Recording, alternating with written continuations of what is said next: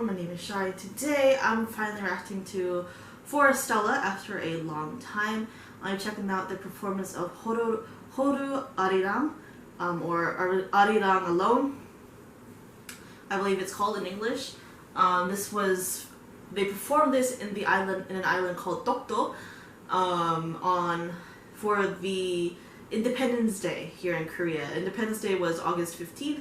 August 15th was the day that they were pretty much liberated from the control of the Japanese forces, as World War II ended, if my memory of the history is correct. So I'll talk about, a few things of Korea's history, because for me personally it's very fascinating, because it's also what I studied as well. And of course I'll talk about, Forestella's performance, but this is a fair warning. I'm probably going to go a little bit on a tidbit about, Korea's history. I'm sure a lot of people already know it, but I feel like if there are people who are just watching my channel for fun, or, they just watch these things for fun without knowing the history, I think it'd be nice to try to explain a little bit of, why it's important that they are singing what they're singing on this particular place. So anyway, I'm gonna get straight into this, so without further ado, this is Forestella with Horu Arirang, or Arirang alone. Here we go.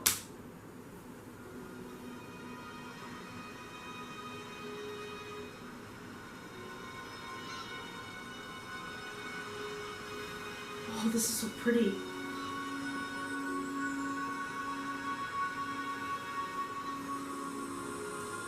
Oh.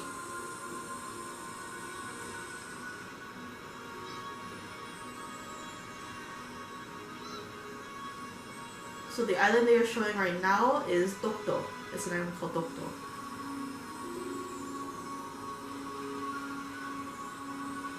So this was done in front of the island of Dokdo.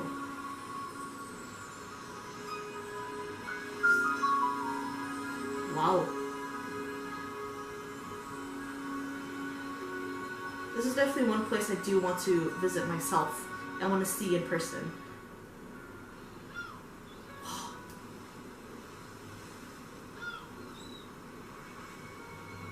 Like, Dokdo is definitely a place that I just want to see in person.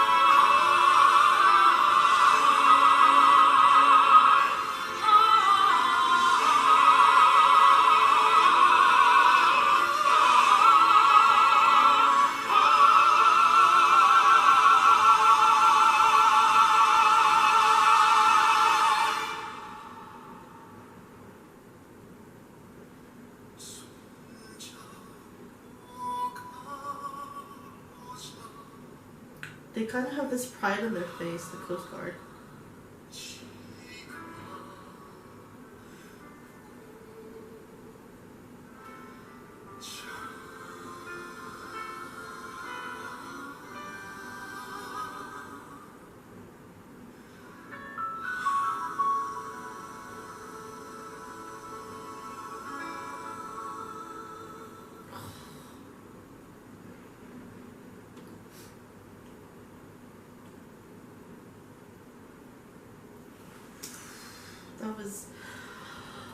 That was so beautiful. What I love is this thing, you know, the Coast Guard there as well. You can see kind of, especially the older ones. When they focus on the older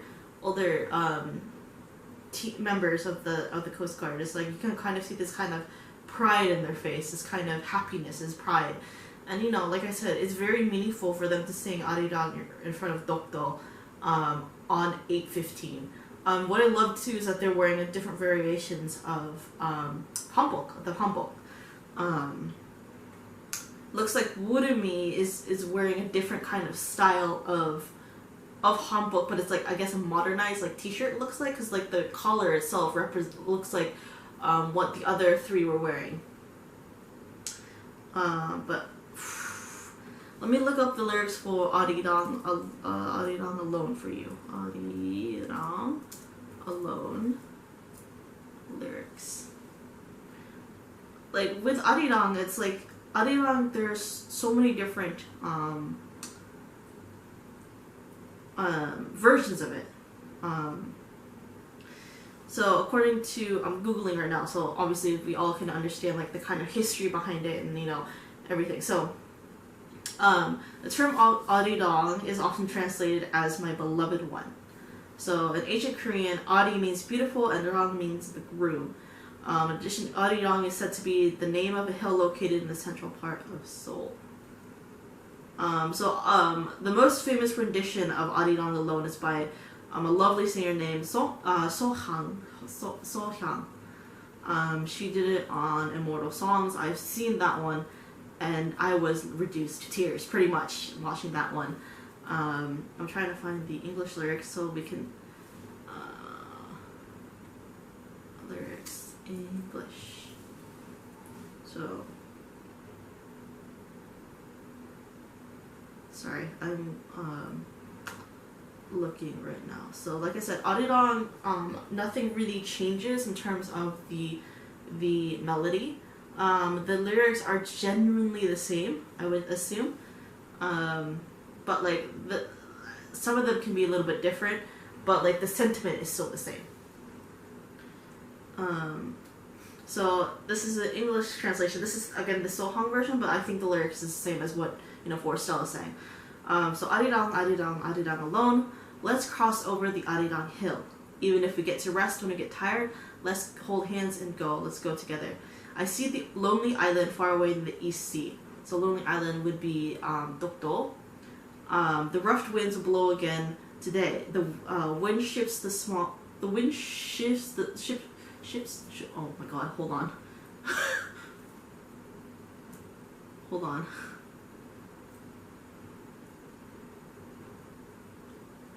See, okay, so this one is different. Hold on.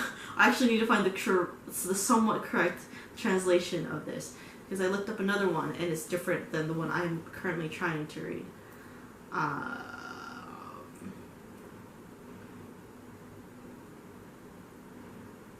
Let's see. Sorry, y'all.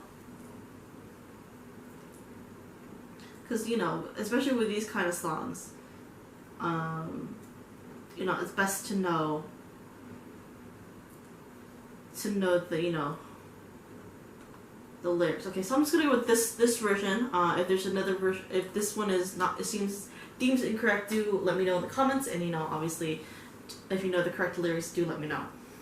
Let's see. So Arirang, Arirang, Arirang alone. Let's cross over the Arirang hill. Even if we get to rest when we get tired, let's hold hands and go. Let's go together. I see the lonely island far away in the East Sea. The rough wind will blow again today. The wind shifts the small body of the island. Dokdo, did you hang in there all right last night? Arirang, Arirang, you will flow, flow, flow. It'll become one. Arirang, Arirang, Arirang. If you ride a boat from Baekdusan to Halasan, So these are two mountains in Korea. Our hearts will be one as well. Baekdusan, I think is Baekdusan is in North Korea. Hallasan is in South Korea. So the essential theme of Arirang is just basically wanting to North and South to become together. So it's kind of like the unofficial like anthem of the Koreas, I would want to say. So if we write a boat from Baekdusan to Hallasan, our hearts will be one as well. Even if you get to rest and get tired, let's hold hands and go. Let's go together. Arirang, Arirang, Ariro. When we cross over the hill, our hearts will. Arari, Ario. Oh my god. Arirang, Arirang, Arayo. We are crossing over the Arirang hill. When we cross over the hill, our heart will flow. Arirang hill, Arirang, Arayo. Arirang, Arirang, Arirang alone. We are crossing over the Arirang hill. So the sentiments with Arirang is just, you know, I think the main like theme of it is about, you know, obviously, I think a lot of this popped up after the Korean War. Yes. So basically, yeah, like I said, Arirang, Korean folk song, unofficial anthem of Korea. As an ancient native Korean word, no direct modern meaning, but it is the name of a Korean mountain pass. Nobody knows who made this.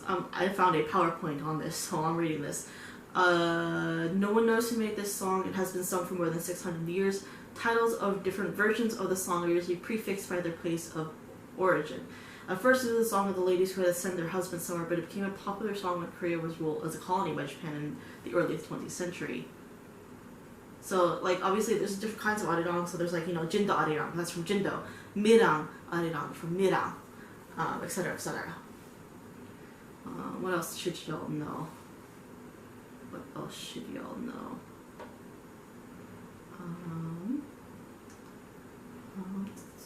Yeah, so that's pretty much it. So, why is it important that they are singing in front of Dokdo? Why is it that they are singing specifically in front of Dokdo on 8/15? As I mentioned in the beginning, 8/15 was the day that Korea was liberated from Japan in 1945. That was also the end of World War II. So before 1945, Korea itself was under the rule of Japan from about 1910 to 1945. So that's about 35 years of Japanese rule. So this pretty much started actually back in the 1890s, in the 1900s, give or take. So it all came crashing down in 1910 when Japan seized full control of Korea in 1910. So how that came about was because of a group of Korean traders called the Ulsa Five. The Ulsa Five?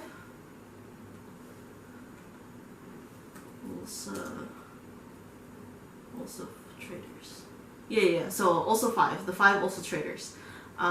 So these were 5 Korean men who pretty much sold Korea to Japan, or sold Korea to Japan. Like, they worked for the Japanese and essentially sold Korea off to Japan. But I'll try to give you a brief history lesson. This is basically what I knew, what I learned. If I am wrong in anything, do let me know. I have visited some of these historic sites that were involved, so I got to learn a little bit more about it. So, the reason why, you know, Japan was able to take full control in 1910 was because around 1890, 1900s, you know, there was a series of treaties from Korea and Japan. But in those treaties were, like, I guess, underlining causes, like, that allowed, you know, Japan to slowly take over. And then with the Ulsa Five traders, that obviously, like I said, came to a head in 1910, Japan took full control. So basically, for the 35 years, you know, a lot of people have heard about the comfort women issue. A lot of people, so basically that's when, you know, the Japanese basically forced women to be comfort women. Like, this is a trigger warning. I should probably do a trigger warning before I mention this. So this involves, like, a little traumatizing thing. So if you don't want to hear about this, do please skip ahead. But this is basically traumatizing moments in Korea. Comfort women were not only in Korea, they were also in I believe Philippines as well. Wherever I guess the Japanese have landed, there were comfort women. So it could be like foreigners that were happened to be in these countries. Filipinos I know were involved. Koreans were involved. Chinese were involved. That's as far as I'm aware. I think there might have been more, but I'm not too sure. So basically, they were sexual slaves. They were forced to have sex with, Japanese men as soldiers. To keep them. That's why they're called comfort women. They comforted the Japanese soldiers. So that's one of the biggest issues today. Unfortunately, those women who have survived that traumatizing time are slowly, they're in their old age, so they're passing away with no repent or official apology from the Japanese government. So they're still trying to fight that today. What else was there? A lot of torture. I personally went to a museum in Masan. I used to live in Masan. There's a building I passed by every day. It wasn't really nothing, but there was a sign that said it was a Japanese center, like it was a command center, not a command center, like a jail or something. Where's my phone? I have a picture of it somewhere. Where is my phone? Oh well. But basically, it was just a center. It was a torture center. Bless the old tour guide that guided me there. I didn't know a lot of Korean. He was explaining to me a lot of things, and they basically detailed the kind of torture that they did in there. And honestly, when I came in there and I saw it, I honestly had like I felt a pain in my heart, and I was almost crying because it's like the kind of horrors that they suffered in there for however long. And then I've also visited where the Also Five signed the treaty. They legitimately have like wax statues of these guys sitting exactly where they sat, and who was who basically. And I was really surprised. It's like they really like wanted to show you guys like this is the Also Five, and this is who they were with, the Japanese they were with. What else? Where else did I go to? But yeah, so basically I also went to the museum in Busan. They also detailed what happened there. So yeah, basically from 1910 to 1945 was basically a traumatizing time in Korea. So that's basically kind of the gist of everything. So why is Dokdo important? Why is it that they are singing Arirang in front of Dokdo? Dokdo is an island, as you see in this video, is an island that is what do you call it? That is disputed between Japan and Korea for, I want to say thousands of years, but it's been basically disputed between them for a long time. It's a point of contention basically. So there are documents in Korea that state that Japan has acknowledged Dokdo as Korea's land, but obviously Japan refutes that. They say that the document is fake and that Dokdo is their land. So it's a bit of contention. I've mentioned this before. I think I've done another video on Dokdo. Basically, I taught elementary and middle school kids. When it comes to when they mention Dokdo, they immediately go, Dokdo is our land. Like Japanese bad people is what they tell me. And for me, it's kind of rough to hear that because one, I was actually born in Japan. But I do understand where they're coming from, is what they are taught. If I went to Japan and I taught English and we talked about Dokdo, they would probably say the same thing. It's what the kids are being taught, and unless the adults, fix that problem, find a way to mutually agree about, Dokdo, who it belongs to, it's going to be like this for generations. So yeah, that's basically the history of Dokdo. It's currently still, it's still disputed. I don't think they're ever going to resolve it. From what I hear, like one half of it is patrolled by Koreans and the other half is patrolled by Japanese. But I'm not too sure about that. That's what I've heard. But obviously you can go to Dokdo. You can visit it, but you obviously have to be very careful when you go visit it. I personally want to go see it. I personally want to be able to, go there and see this island. Obviously there isn't much on it, but you can just see it. That's what I want to do while I'm here in Korea. I do want to go see it. Excuse me. See it. yeah, that's pretty much the gist of everything. Why it's so important that, you know, not only are they on a Korean ship singing Arirang in hanboks in front of an island, is because, you know, that island is contention of between Korea and Japan. So it's very political, I want to say. Very, for Koreans, it's very hopeful, you know, that they're singing this in front of Dokdo. So, you know, it's very interesting for me to learn about these things and whatnot. I do hope you guys enjoyed this little history lesson. A lot of it was like the Spark Notes version, but I honestly, if you are into like history like I am, I do encourage you to look up the Korean history, and as well as, you know, especially the time between 1910 and 1945.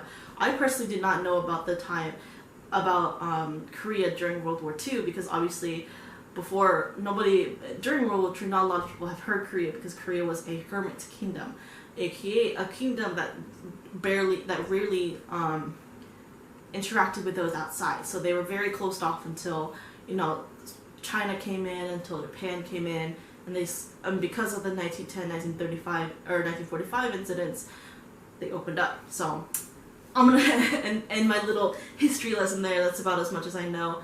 But I personally like to visit, I personally love to go to museums. And so I actually, okay, I'll make this brief, I promise. But when it came to the 5 Ulsa Traders, I accidentally stumbled upon that museum because I saw a little alleyway, I saw a little sign, and I'm like, oh, what is this? I go in there, and there it is, the exact house that was there. Used to be attached to the palace that was right next to it. It's a Western style building, very, very easy to miss if you don't see the sign. And you can go in there. Obviously, you have to take your shoes, wear slippers, and you go in there, and it basically shows you if you go in, and then you'll see it immediately. You see wax figures when you enter the door. You see it, and they tell you, like, this is the Ulsa 5, this is what they look like, and then here are the Japanese. I think some Japanese guy, was part of that group as well. He's a very infamous general, and yeah. Anyway, I talked too much. Obviously, you guys can see that I'm very interested in this kind of history. There's still places that I've yet to visit in terms of these kind of incidents. Like, I know there is a prison somewhere here in Korea that housed a lot of the resistance fighters, who unfortunately some of them did not make it outside of those prison walls. I do want to visit there and, you know, kind of, I guess, pay my respects to those who have fought for this land. But yes, for me, this is kind of a very interesting kind of, I guess, dynamic. A very interesting way, you know. I always find it very interesting when Koreans do sing at Dokdo about Korean independence, about Korea's, you know, fighting spirit, especially because I know a lot of those people have Japanese fans, so it's kind of a fighting point. So anyway, all in all, simply put, sorry about that, you know, kind of history lesson. I know this is going to be a very long video, but all in all, simply put, this is very beautiful, very special, very meaningful performance by Forestella, and I definitely have to see more. So yeah, hope you guys enjoyed not only the history lesson, but also my reaction to Forestella, and I will see you guys in the next video.